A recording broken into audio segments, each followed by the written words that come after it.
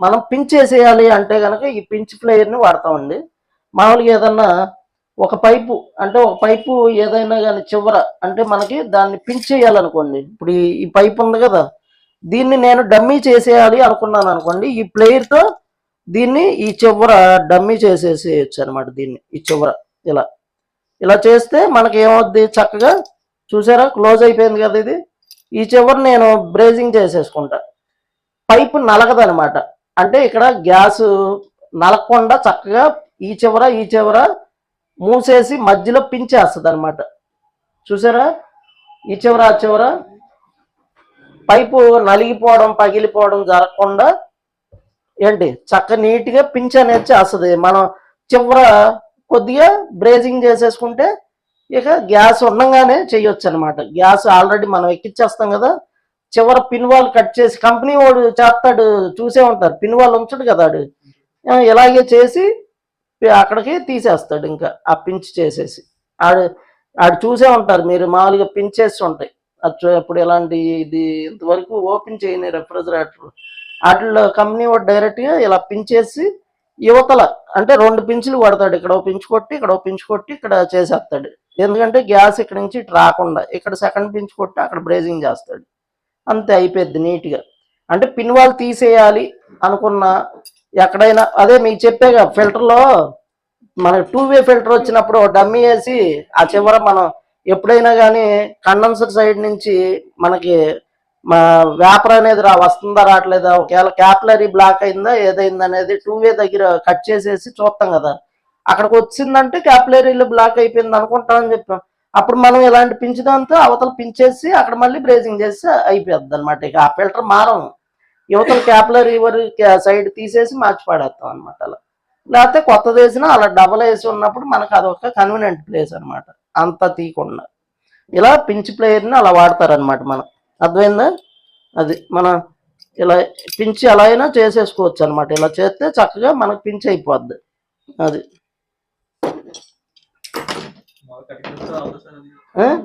ఇలా చేయలేరండి మామూలుగా. ఇలా ఎలా అవుతుంది కటింగ్ ప్లేయర్తో?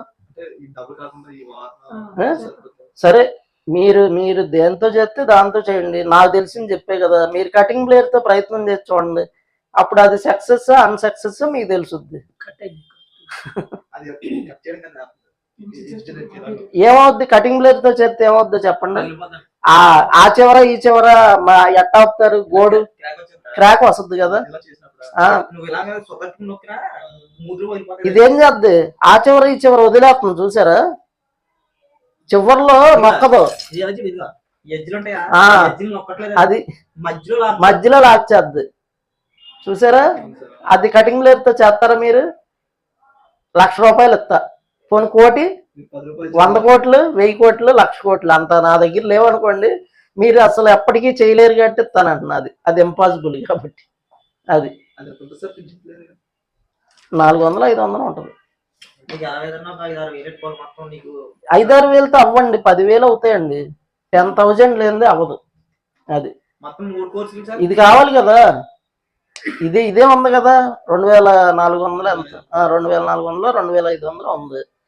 మరి మిగతా వాటికి అవ్వ ఒరిజినల్ తీసుకోవాలా, మీటర్ కావాలా? సెకండ్ హ్యాండ్ అంతే. కాకపోతే ఏంటంటే మనకి సెకండ్ హ్యాండ్ తలకాయ నొప్పండి. దేనికంటే మన దగ్గర పోవడాలు వచ్చాక పని చేయపోవడాలు, అది 1,200 లేనిదే దొరకదు. 1000 రూపాయలు మినిమం, 1000 లేనిదే దొరకదండి. 1000-1,200 పడిద్ది. ఏదో ఎక్కడో లక్కీగా వస్తే 700-800కి రావచ్చు. అదేంటంటే అదృష్టం తప్ప చెప్పలేం. సుధాకర్కి దొరికింది అట్టాగే. నాకు తెలిసిన వాళ్ళే ఉంటారుగా, సుధాకర్ సరే సార్ ఎవరిని ఉంటే కనుక్కొని చెప్పండి అంటే, వీళ్ళు చాలా కోర్సులు కొన్నాడుగా, ఆ టైంలో వీళ్ళు చెప్పా, స్క్రాప్ వాళ్ళు చెప్తే ఓ ఫ్రిడ్జ్ వచ్చింది అన్నారు. సుధాకర్ వెళ్ళి చెక్ చేసుకున్నాడు, కంప్రెసర్ బాగుందో లేదో చూసుకున్నాడు, చూసుకుని బాగుందంట 1000 కొన్నాడు.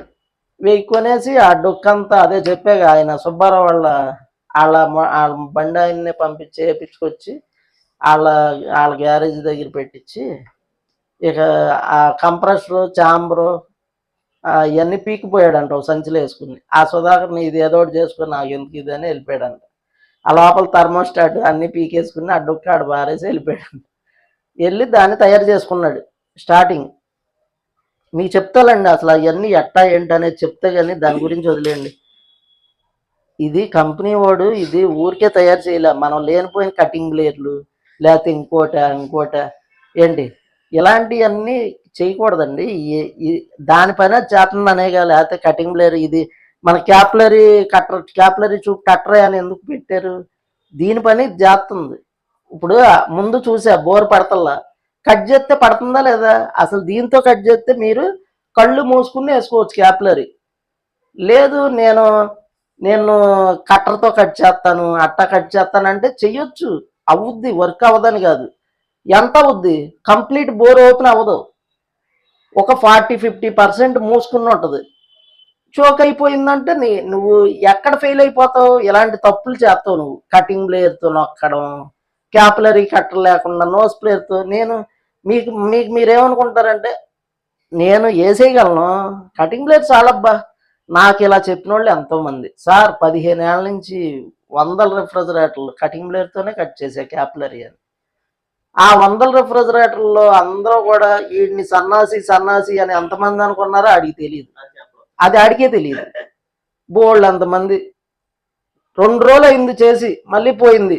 సన్నాసి వీడు స్విచ్ ఆఫ్ ఎన్నిసార్లు చేసుకున్నాడు భయపడి. అవసరమా? డబ్బులు నువ్వు నాది ఇంత, నా పాదం ఎంత అని చెప్పు, అంతే. కావాలా వద్దా అంతే, మొహమాటం ఏం లేదు. వర్క్ వచ్చినోడు వర్క్ వచ్చినలాగానే ఉంటాడు. నువ్వు చేసేది కస్టమర్కి కాదు, ఇంకో మెకానిక్ నిన్ను పిలిచేటట్టు ఉండాలి అంతే. ఇంకో టెక్నీషియన్ మొన్నగారు వచ్చి కొద్దిగా అవ్వట్లేదు చూడండి అనేటట్టు ఉంటేనే నువ్వు సర్వీస్ ఇంజనీర్ అంతే. కస్టమర్ ఇంటికి వెళ్ళి చేస్తే నువ్వు సర్వీస్ ఇంజనీర్ కాదు. సర్వీస్ ఇంజనీర్ అంటే ఏంటి? మొటావాడా, కూలియా? ఇల్లు కట్టేవాడు కాదండి ఇంజనీర్ అంటే. దాని డిజైన్ చెప్పి చేయించేవాడు ఇంజనీరు. మిమ్మల్ని అలా తయారు చేస్తున్నాం. ఇవన్నీ కటింగ్ బ్లేడ్లు అలా లేకపోతే అవన్నీ మన ప్రయోగాలండి, అవి వేస్ట్ అనమాట. ఎందుకు? దానికంటూ ఒక వస్తువులు ఉన్నాయి, డబ్బులు పెట్టి మనం ఒక్కసారి కొంటే 10 ఏళ్ళు పనిచేస్తాయండి. ఇవన్నీ పోతాయా? కొద్దిగా అప్పుడప్పుడు నీట్గా పేపర్ కొట్టుకుని కుత్తి ఏదన్నా ఇంజిన్ ఆయిల్ ఉంటుంది కదా చిన్న దాంట్లో కొద్దిగా వీటికి ఇంజిన్ ఆయిల్ రాయికే ఇలా వీటిని తుప్పెక్కిపోతుంది. ఈ ఇంజిన్ ఆయిల్ పేపర్ కొట్టి ఇంజిన్ ఆయిల్ రాసుకుంటే చక్కగా వర్క్ అవుతాయి. అది అలా మన ఓని అయితే అలా చేస్తాం. ఈ ఇన్స్టిట్యూట్ కట్టి ఎవరు రాస్తాడు ఇంజిన్ ఆయిల్? వాళ్ళు రాసుకోవాలి, అవి కూడా మనం రాస్తామండి. ఏంటి ఆ పోతే ఇంకోటి ఎత్తురామంటాం, అంతే కదా మన పని. అది మనం గీక్కుని రాసుకోలేం కదా. అది అలా అలా మీరు కొనుక్కోవాలండి. ఇవన్నీ చిన్న పాటలు తప్పదనమాట. అది అర్థమైందా? ఇంకేమైనా డౌట్లు ఉన్నాయా? అంటే ఇవన్నీ చేయిస్తాలే, పిన్ చేయించి బ్రేజింగ్ కూడా చేయిస్తా. అంటే ప్రస్తుతానికి అన్నీ చెప్తున్నా అనమాట మీకు 1 by 1. అది తెలియాలి కానీ.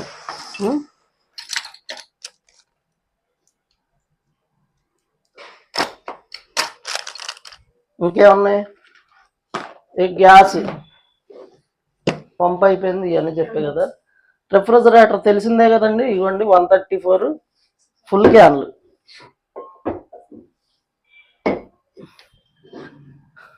మేడం నిన్నే పంపిస్తారంట వాళ్ళే. మొన్న నైట్ నేను వచ్చి వెళ్ళాను, లేదని చెప్తే నిన్న పంపించారంట. మేడం మర్చిపోయిందంట, పొద్దున్న తెచ్చిచ్చేసింది. లేకపోతే ఈ పూట టైం వేస్ట్, వెళ్ళాల్సి వచ్చేది. అయినా ఇవాళ రేపు సెలవు అంట అసలు. మా కాలేజీ కదా సెలవులు అంట ఇవాళ రేపు, ఎల్లుండేనంట. మనకేంటంటే ఈయన తెచ్చింది, ఫోన్లో మంచి పని చేసావు అని చెప్పి. అది ఇది మనకి తర్వాత నెక్స్ట్ మీకు